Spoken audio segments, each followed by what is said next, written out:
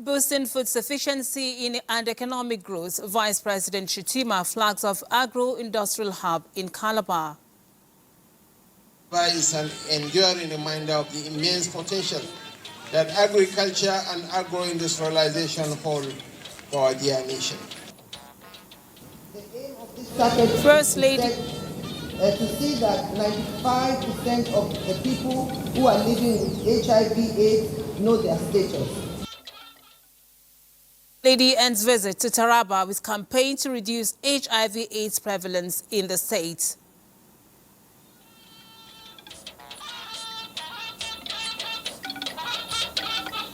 Also on the news, Nigeria moves to strengthen broadcasting sector in line with fast evolving technologies.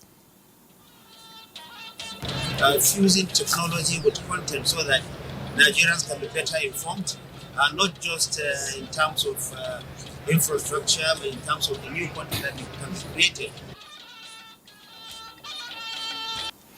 Good evening and welcome to the news. I'm Lami Ali. Tonight, Hingino John Adams joins me live from Lagos. Our business news is going to be presented by Benny Adams. Now, Benny, it's been tariffs throughout the week. What is the color of the market today?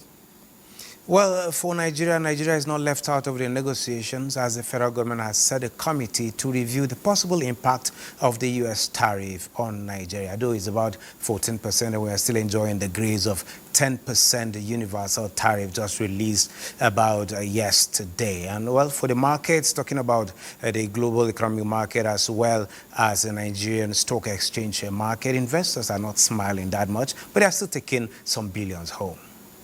Details on that and more later. And of course, Badi Adeleye brings you the latest on sports. So Badi, what is the trending sports news in Nigeria? Well, we are at the business end of the 2025 Africa Women's Volleyball Club Championship in Abuja. And of course, Zamalek of Egypt are now in their third consecutive final. And of course, when it comes to Nigerian teams, talking about host Nigeria Customs, they are now in line to finish as number 9, when it comes to the competition. And of course, as the weekend, lots of matches in football from the Nigerian league to foreign leagues.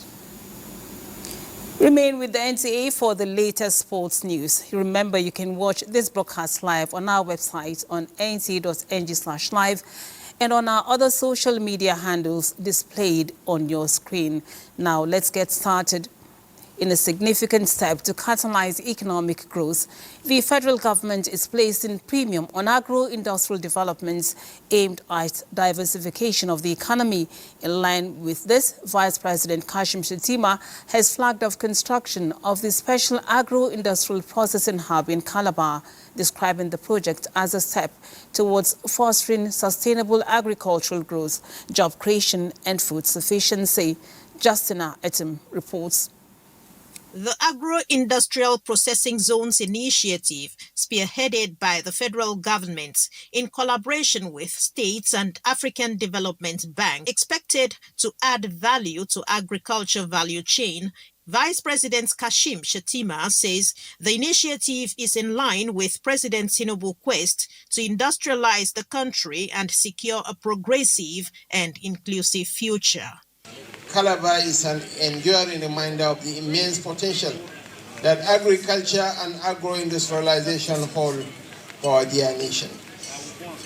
It is a strategic location to process the produce of agricultural resources and to reposition the sector as a critical component of the economy, as well as a source of livelihood for millions of our citizens. Cross River State is also ideal for the special agro-industrial processing zones because it has an export processing zone, port facilities, export handling capabilities, and packaging centers. Cross River State Governor Basio II is optimistic that some key infrastructure in the state will boost global market access. For us in Cross River State, the establishment of a cluster of smallholders farmers in staples and cash crops, such as rice, cassava, millet, cocoa, oil palm, etc., across the state is a right step towards the agro-industrial revolution. Other key stakeholders in the agriculture sector, including the Minister of Agriculture and Food Security, Abubakar Kyari, as well as the Minister of State for Industries, Trade and Investments, John Owaneno, affirm that the project is a solution to part of the agricultural challenges plaguing the nation. In Calabar, Justina Etam, NTA News. As part of ongoing efforts to strengthen Nigeria's information dissemination framework, Minister of Information and National Orientation, Mohammed Idris, has reaffirmed government's commitment to collaborate with key stakeholders in the global information and broadcasting sector. This was during discussions with prominent broadcast and information companies at the National Association of Broadcasters Show 2025 in Las Vegas, Nevada. Salihu Abdullahi Gwanara reports.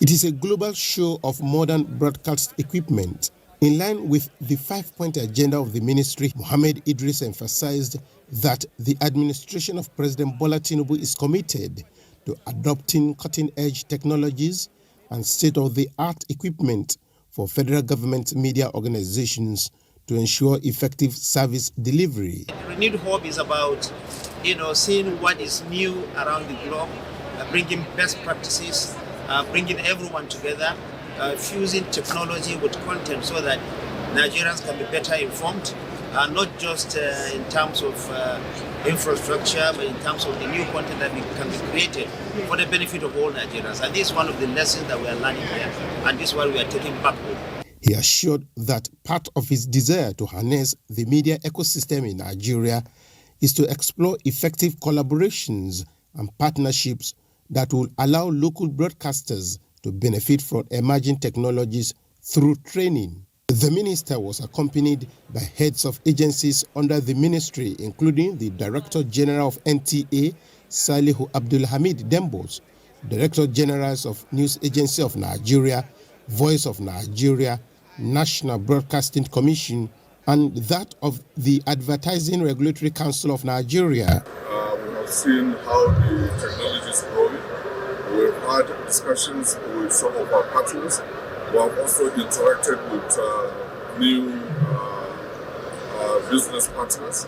We're trying to see how we can improve on what we have already and also introduce some of these new technologies in order to foster the match that we are making progress in Nigeria. This has exposed myself and my agency to the fact that there's a convergence and we need to take maximum benefit of it.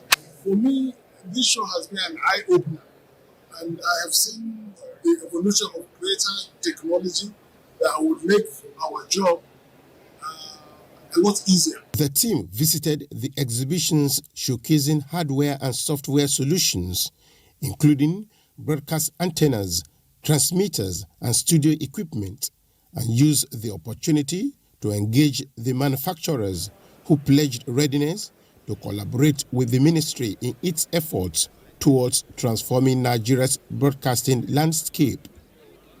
Salihu Abdullahi Gwanara, NTA News.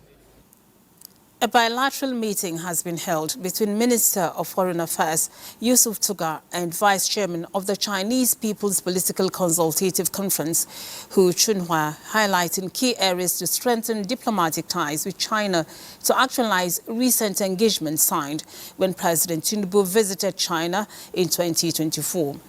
Garba Natala reports that Minister of Foreign Affairs Yusuf Tugar appreciated China for successfully hosting summits such as the Forum on China and Africa Cooperation (FOCAC) that promotes China-Africa partnership.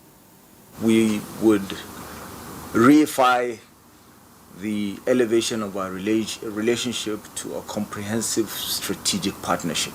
And China is looking forward to working with Nigeria to promote the friendship and cooperation between our two sides. Given China's growing influence in Africa, Yusuf Tugar also reaffirmed Nigeria's commitment to the One China principle. Just as China says it recognizes Nigeria's leadership role on the African continent. The meeting focused on trade and cultural exchange with collaboration on infrastructure projects. Now, the House of Representatives Committee on Customs and Excise is proposing an amendment of the Nigeria Customs Service Act 2023 to provide a 4-year tenure for anyone appointed as Comptroller General of the Nigeria Customs Service. Chairman of the committee, Leke Abejide, stated this in Lagos when he led other lawmakers on oversight visit to customs formations in Lagos. National Assembly correspondent Mitairi Ikpen reports. Meeting with officers and men at the Customs Federal Operations Unit Zone A, Ikeja, the Chairman House Committee on Customs and Excise believes a proposed 4-year tenure for the Comptroller General of Customs will facilitate effective policy implementation and project execution. So that whatever policy he implements or is introducing, it can be there and nurture it to maturity. Seizures by the Federal Operations Unit in the last 1 year include 6,000 pieces of donkey skin in a container valued at 6.7 billion naira, as well as vehicles impounded for evading import duties. When we bring your vehicle here, we shall give you 30 days to come and present documents with respect of that consignment. So after 30 days, the law empowers us to take it to Federal Court for condemnation. The customs controllers at the Murtala Mohammed International Airport acquainted the lawmakers with efforts at combating smuggling and protecting local industries. That's why we are mentioning this. We need that standing. Since FAN has not provided, those of us in customs and NDLA and DSS, we now improvise. Some of the seized items this year include package of Nigerian immigration camouflage uniform. The lawmakers were also at the Lekki Free Trade Zone, which has the Lekki Deep Sea Port that is fast becoming a maritime hub in Nigeria and West Africa. The Lagos Free Trade Zone Customs Command, which oversees 15 free trade zones, attributed progress in trade facilitation and enforcement to interagency synergy. We successfully intercepted 2 containers of tramadol and 1 container of unauthorized pharmaceutical products. These containers have since been handed over to NTA and NAFDAC. That means we're in danger in this country if we don't bring this equipment quickly, like scanners. The House Committee on Customs and Excise promises legislations towards modernizing customs infrastructure and enhancing border security. In Lagos, Mitairi Ikpen, NTA News. Nigeria's First Lady Oluremi Tinubu has concluded her 2-day working visit to Taraba State with the launch of the Free to Shine Triple Elimination Campaign for the Northeast Geopolitical Zone. State House correspondent Adeni Tai reports that the First Lady also announced a donation of a mobile clinic to the state government by Renewed Hope Initiative. I say I want to get married. I want to go to school. I want to have kids. He said, do you know you can achieve all those things? But standing here today to tell you for the past 19 years, today I've achieved all those. They are victims and at the same time conquerors of HIV/AIDS. And here they are with their bold testimonies of how early access to diagnosis, robust support system, and non-stigmatization of victims can help reduce vertical transmission of the disease. While flagging off the Triple Elimination Campaign in Taraba State for the Northeast Zone, Nigeria's First Lady Oluremi Tinubu says the frontiers of awareness and action against HIV/AIDS, syphilis, and hepatitis is expanding across the country with the UN AIDS 95-95-95 target by 2030 in view.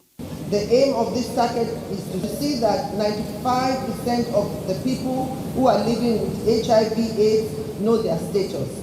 95% of those who are aware of their status are placed on life-saving antiretroviral treatment, and 95% of these people undergo treatment and achieve viral suppression, which means they cannot transmit the virus to others. She harps on the need for critical stakeholders, including traditional and religious leaders and international partners, to support the campaign. I rely on you all to do the needful. Also the wives of our service chiefs. You have a lot of women across the nation, and I know you are working on that already, but we can intensify our efforts. To our dear children and youth, this campaign cannot succeed without your involvement. You represent our future. For the two ladies that spoke out, and now they are free to shine, the government of Taraba State will be appointing you special advisors in this field. 1.9 million Nigerians who have HIV can be rest assured that this government will work with partners that are willing to support. Health is a means to everything we do, and health is outcome of everything we do in terms of development. And NACA, the National Agency for the Control of AIDS, is fully committed to your noble campaign and we stand in solidarity with the Free to Shine initiative. Elsewhere in the state, the First Lady flagged off a mobile clinic and a free education program undertaken by the state government for basic and secondary schools in Taraba State. At the ceremony, she announced a donation of a mobile clinic by RHI to further assist the state in providing quality healthcare services to its rural and underserved communities. From Jalingo in Taraba State, Adeni Itaiwo, NTA News. Now, to ensure women go through pregnancy and childbirth safely, nations around the globe are heightening advocacy on maternal mortality. In this report, Elizabeth Omori looks at the well-being of mother and child during and after pregnancy. Pregnancy, a complex experience that can have various implications on a woman's physical, emotional, and social well-being. It involves the development of a fetus, which can be affected by various factors, such as nutrition, health, environmental exposure, financial instability, and access to medical services. All these contribute to the prevalence of maternal mortality. Difficulty I find is when I was around 8 to 9 months, I mostly have heartburn, mostly. Few days ago, a pregnant woman died after being told to deposit 500,000 at the hospital. From pregnancy, delivery to postpartum, obstetricians and gynecologists say are critical periods that must not be ignored by expectant parents. As soon as pregnancy is confirmed, there's a need for a pregnant woman to get registered with for antenatal care. Register in a reputable facility where there are experts that will manage such pregnancy. Nigeria, South Sudan, and Chad are reported by WHO to have extremely high maternal mortality rates. Women, as much as possible, should not get involved in too much rigorous exercise that can affect the outcome of such pregnancy. And also, following delivery, it's expected that a woman should expect to start giving baby breast milk, which is, we said, breastfeeding must be suited preferably within first 30 minutes of following delivery. This must be suited. Support from family during intrapartum and postpartum, as well as improved diet, have been recommended during this period to maintain stable mental well-being of the mother and safety of the baby. Elizabeth Omori, NTA News. The federal government has reaffirmed its commitments to national unity and fair representation in appointments, refuting claims of lopsidedness. It emphasized that appointments are guided by fairness, equity, and justice in adherence to the federal character principle as enshrined in Section 14 of the Nigerian Constitution. In a statement, Director, Information and Public Relations, Office of the Secretary to the Government of the Federation, Segun Imohiasen, urges the public to disregard unfounded speculations and rely on official sources for accurate information. The federal government says it remains dedicated to a prosperous, united and equitable Nigeria, aligning with the Renewed Hope agenda. We're taking a break now. We'll be back with more stories. Do stay tuned. Hingino is standing by with more reports from our Lagos Network Center. Hello, Hingino.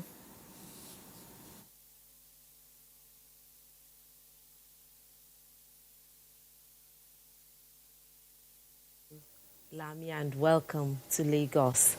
In its ongoing mission to inspire, motivate, and reward the leaders of tomorrow, Pre-Macedo Nigeria Limited, makers of cowbell, are back with the much-anticipated 2025 edition of their annual TV quiz competition, Cowbellpedia.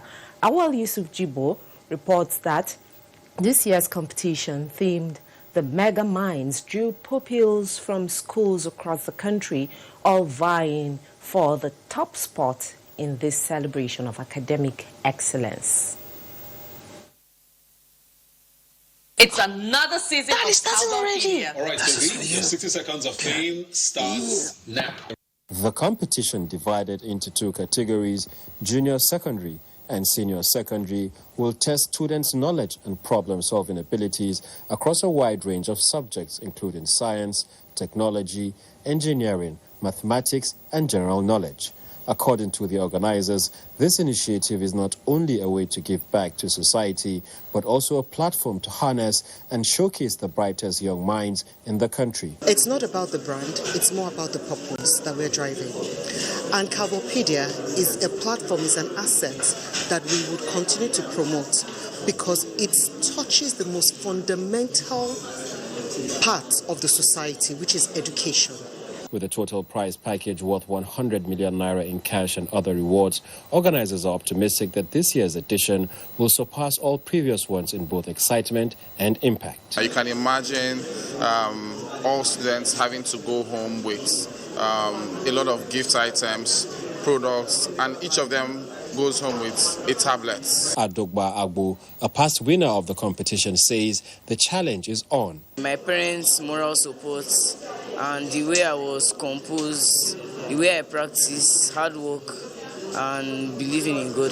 The teachers, they are doing the needful to discharge their duties to ensure that students are very, very versatile. The organizers say Cowbellpedia remains the biggest and most prestigious secondary school TV quiz competition in Nigeria, with a total of 132 students participating in this year's showdown of intellect and creativity.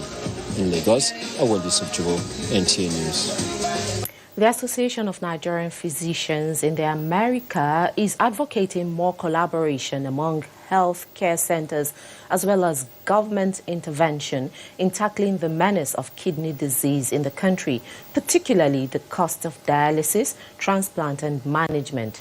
This formed part of discussions at the 25th Memorial Lecture in honor of late Dr. Daniel Nwankwo in Lagos. Diana Ajali has details. Statistics by the National Library of Medicine reveals that the prevalence rate of chronic kidney disease is increasing globally, with Nigeria having 1.6% to 12.4%. This convergence of medical experts under the Association of Nigerian Physicians in the Americas, AMPA, seeks to chart a way forward on the best approach towards reducing the burden of kidney failure on sufferers in Nigeria. Transplant always is the better option. It gives a much better quality of life. It's much cheaper, but what we find is that the majority of people are not accessing it, mainly because they don't have the funds. But even more concerning is maintaining a transplant after you've had the transplant.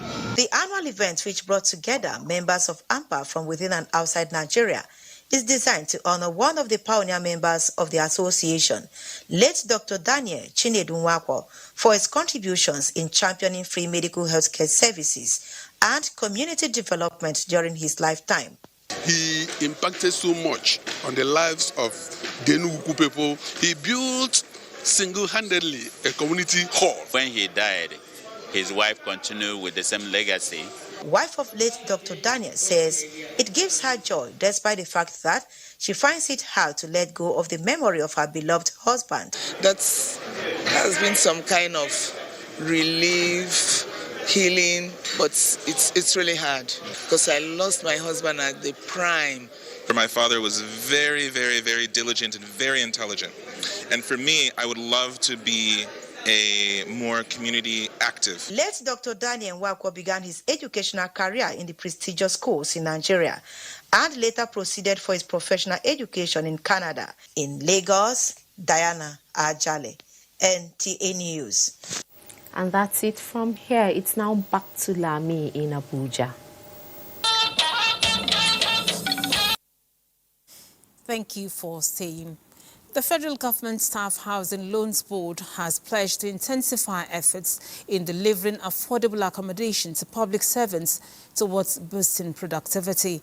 Executive Secretary of the board, Salamat Aladi Ahmed, said this during an inspection tour of ongoing housing projects in key areas of the Federal Capital Territory. Haman Jabani reports.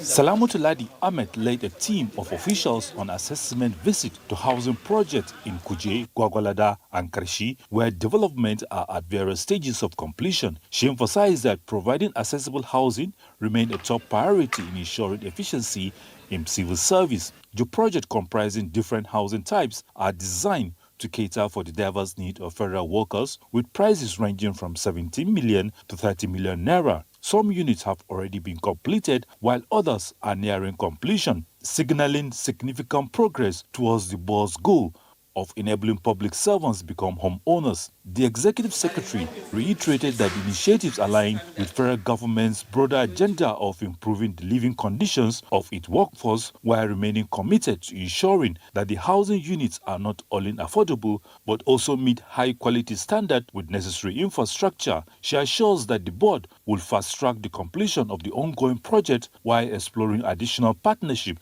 to expand housing opportunities and reduce the housing deficit among federal employees. So far you are collecting your salary from federal government, you are entitled to our loan. So I'm calling on the federal government to look at the plight of the civil servant and increase the funding of the board. If we can be able to get a pre-land, they give us a land, and other stakeholders help us with doing the infrastructures inside, just like what we did in Gwagwalada.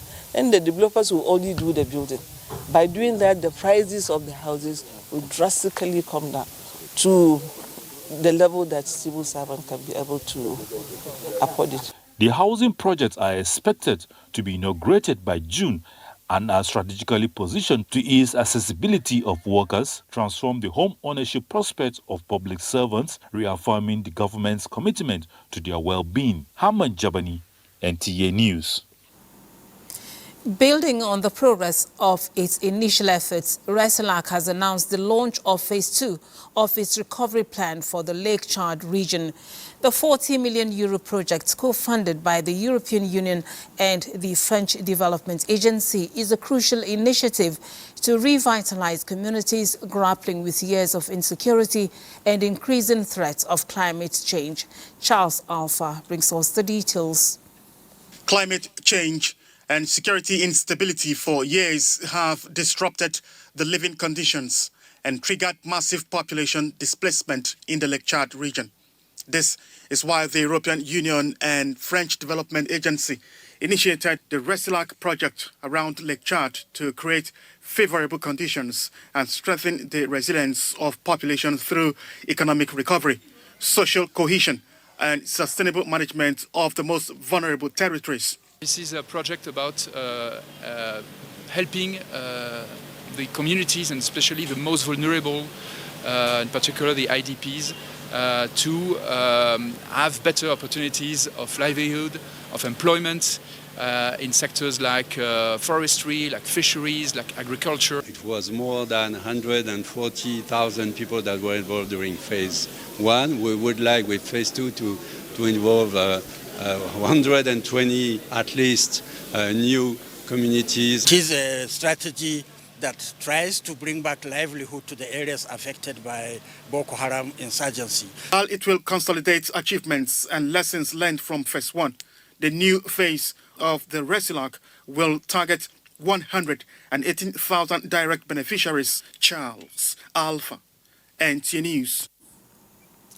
President Bola Ahmed Tinubu's reform in the power sector has been described as a great leap that will give investors confidence and ensure stable electricity supply in the country. The managing director of the newly created Nigeria Independent System Operator, Mohammed Bello, highlighted this during a visit to the National Control Center in Osogbo. Femi Afariogun has the report. The Nigerian power sector is entering a new phase of transformation, and the center of it is the unbundling of the Transmission Company of Nigeria and the birth of a new entity, the Nigerian Independent System Operator, NISO. The managing director of NISO, Mohamed Bello, described the change as a paradigm shift. He said the move will replace centralized control with a more accountable, transparent, and efficient system. Bello praised President Bola Ahmed Tinubu for backing the reforms, noting that they have paved way for greater investor confidence in the power sector.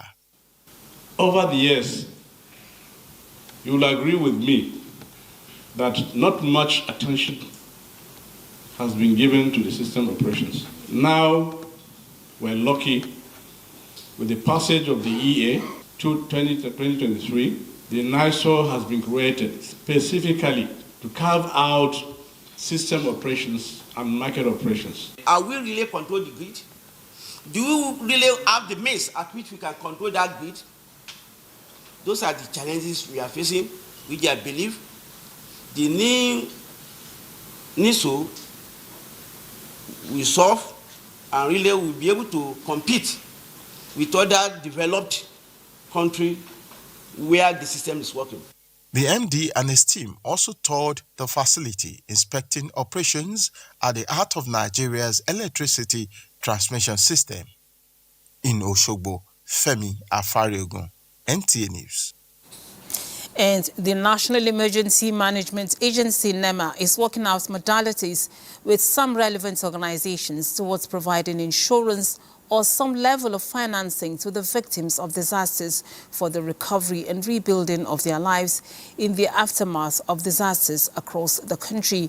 Director General of the agency, Zubaida Umar, stated this at a one-day workshop on disaster risk financing and insurance. Ilyasu Ali Yakubu reports. The aftermath of disasters is considered one of the major challenges faced by victims, as their livelihoods is usually reduced to zero with no hope of recovering. Although the National Emergency Management Agency, NEMA, with other stakeholders, have been making an effort to rekindle the hope of these victims, but the overwhelming nature of their needs usually overshadow their efforts. This workshop on disaster risk financing and insurance, organized by the National Emergency Management Agency, NEMA, in collaboration with Africa Reinsurance Corporation, is to provide a platform to highlight the growing recognition of risk transfer and insurance mechanisms as essential tools for managing disaster-related losses and promoting financial resilience. By transferring risk, individuals, businesses, and governments can reduce their financial exposure to disasters.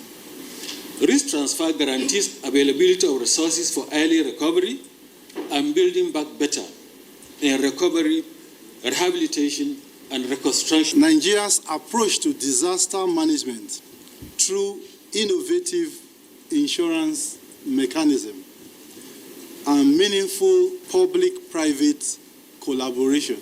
Participants are expected to bring to bear their vast experiences and expertise to mainstream insurance as a veritable tool for disaster recovery and sustainable development in Nigeria. In Abuja, Ilyasu Ali Yakubu, NTA News. The Chairman, Joint Chiefs of Staff Committee of the Islamic Republic of Pakistan, General Sahir Shamshad Mirza, has commended Nigeria as a regional power and a pillar of stability on the African continent during a high-level courtesy visit to the Chief of the Air Staff, Air Marshal Hassan Bala Abubakar, at the headquarters of the Nigerian Air Force in Abuja. Defense correspondent Olajide Bello reports. A statement by the Director of Public Relations and Information, Air Commodore Ehime Ejodame, indicates that the visit underscores the enduring defense cooperation between the two nations, with both leaders highlighting shared experiences in counter-terrorism, peacekeeping and strategic capacity building, while extending a formal invitation to Air Marshal Abubakar to visit Pakistan for continued strategic dialogue. The Chief of the Air Staff, Air Marshal Hassan Abubakar, acknowledged the significant contributions of Pakistan to Nigeria's air power development, having benefited tremendously from the defense partnership with Pakistan, particularly in areas such as pilot training, aircraft acquisition, and logistics. Air Marshal Abubakar expressed strong interest in deepening cooperation in pilot training, research and development, and aircraft technology, affirming Nigeria's commitment to self-reliance through innovation and international partnerships to enhance technological exchange, and a commitment to collective security development to address global challenges and promote regional stability. Olajide Bello, NTA News. Benny takes the news on business. It's over to you. Thank you, Lami. Now, the Japanese government is investing more than $20 million in supporting Nigeria's startups working around social investment. The twin project, whose focus is on inclusive growth, has Nigeria as a pilot aimed at establishing startup hubs to power innovation that will in turn create jobs, and the fund will be run for 13 years to be managed by the Nigerian Sovereign Agency. Structure for Nigerian entrepreneurs who are developing innovative solutions to pressing social challenges. Development must include all, must reduce poverty, must grow trade. And this is even more important now because we realize that we cannot presume that some things have been settled in the global economy. We have to work together as partners. Now, the Minister of Finance and Coordinating Minister of the Economy, Wale Edun, has convened a meeting of the nation's economic management team to study the impact of the U.S. tariffs on Nigeria. Participants drawn from ministries, agencies, observed that while crude oil, Nigeria's major export, has not been directly targeted, the EMT noted the accompanying fall in the international oil price is a source of concern and is working towards an evidence-based policy-making strategy to mitigate the challenge. This is as a subcommittee has been established and tasked with conducting a detailed review of direct and indirect economic impacts on both emerging tariff measures and the global commodity price shifts. From then, we'll look at the Nigerian markets, talking about the Nigerian Stock Exchange, which closed the trading week bearish, shedding part of the gains recorded on Thursday as investors sell off oil and gas, telecoms and banking stocks, leading to the all-share index falling 22 basis points to close at 104,563.34 basis points, down from 104,794.74 basis points on Thursdays. Investors lost 145.41 billion naira as market capitalization decreased to 65.71 trillion naira. The South Africa JSE Top 40 we can see marginally increased by 0.45% to close at 79,448.00 basis points. And looking at the Tunisia Tune Index, which managed to stabilize in the green zone, close at 0.02% to close at 11,023.24 basis points. Well, that is it on business at this time. Time to bring you some more messages. We now take a break. Do stay. Sports update is next with Bade. All right, let's let you know that all is set for the closing ceremony of the 22nd edition of Nipoga Games at the Federal Polytechnic of Kwara State. As at our last check, Federal Polytechnic at Ado-Ekiti was leading the medals table with 18 gold medals, 7 silver and 3 bronze medals. They are closely followed by host institution, the Federal Polytechnic Offa, with 7 gold medals, 6 silver and 19 bronze. Kwara State Polytechnic Ilorin occupied the 3rd position on the log with 6 gold medals, 6 silver and 2 bronze. About 52 institutions drawn from different parts of Nigeria featured in the week-long sporting fiesta. Now, golfers from within and outside Abuja are competing in the 2025 Captain's Cup tournament at the IBB International Golf and Country Club in Abuja.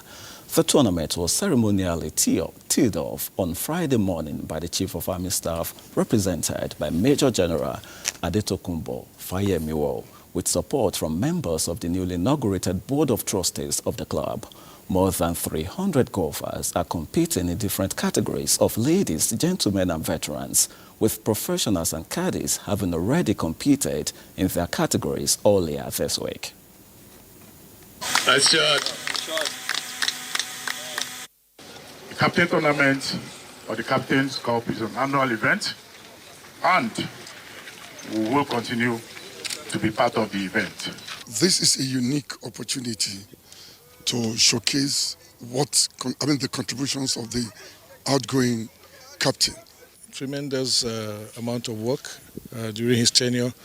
A year or two ago, the greens on this club were nothing to write home about. Laji Babayo has done well as captain. He's contributed his own quota, so he's done amazingly well. And I'm glad to be here to celebrate his one-year tenure with him.